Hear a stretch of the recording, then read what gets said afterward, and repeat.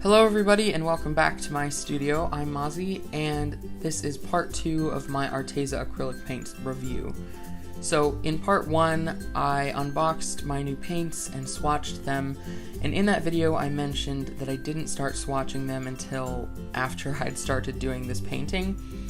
And I should have done that before. You should always swatch your paints and just new art supplies in general, because the labels will almost always be incorrect, at least on some level, and it's a good idea to have all your paints swatched so that you have a map of all your colors and really see the true variety of colors you have.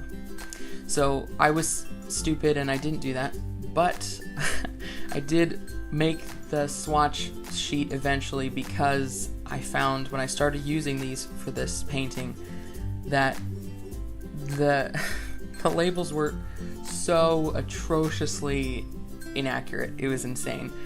For most of them, it was, just not super a big deal. It was just minor, like, oh, the paints were darker or lighter than the printed label, or maybe brighter or duller or something like that. But some of them were just like a Bordeaux red color, deep wine red color was brown. That was the label. So I went to use that for the hair, but it's actually a red color, so I ended up using it as shading for the skin. So it ended up fine, but it was still annoying to deal with that. So that was kind of my initial first problem with these paints, that I didn't know what I was working with because they were so different than what they looked like on the outside. But once I kind of got the hang of it and I made my swatch sheet, it was much easier to kind of tell what I was working with. Then another problem I had with them was that the paints were pretty thin, so they were kind of hard to mix with my palette knives. They just weren't really as stiff and they didn't hold their shape. And I'm not somebody who really cares about painting with texture on the canvas. Like, I don't really care about making a texture, a tactile effect with paints on canvas, but it would be nice to have some sort of resistance while I'm mixing. Just, I don't know, I'm used to that. So it was a little bit hard to mix.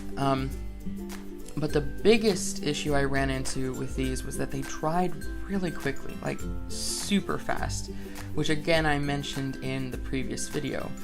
They dried in this thin layer that I painted on the canvas. They would dry completely within like 5 to 7 minutes and be completely unblendable. So I'd had to work really, really fast when I was blending. And I did a lot of blending because this is like a heavily make-upped fashion illustration that I'm doing. So there's a lot of shading on the skin, contour shading on the cheeks and the nose, and then the lips and eyeshadow. Like, there was a lot of blending on the canvas, so I had to try to find workarounds for that, and it ended up being good, I think, because I had to kind of think of blending in a different way, do more layering, and kind of think about it differently. So, and I'm not mad at the result. I think it turned out really nice. But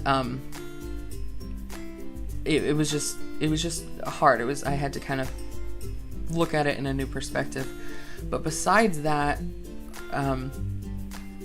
the quick drying time also helped me not have to wait so long in between layers, which was really nice, let me tell you. So that was definitely a plus to that would-be negative.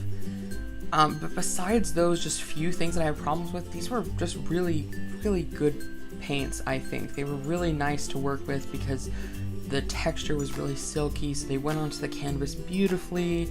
They didn't have a lot of breakage when I did long strokes because of the texture. It was just really nice.